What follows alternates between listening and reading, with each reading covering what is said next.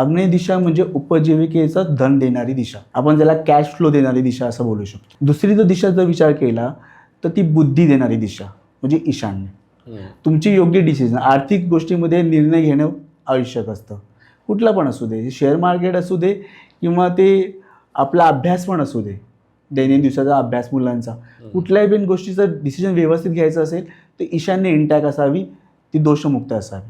तर ही बुद्धी आणि काय बोलतो आपण त्याला वैशिष्ट्य बुद्धी चातुर्य देणारी दिशा म्हणजे ईशान्य. ओके, म्हणजे आर्थिक निर्णय तुम्ही चुकत नाहीत.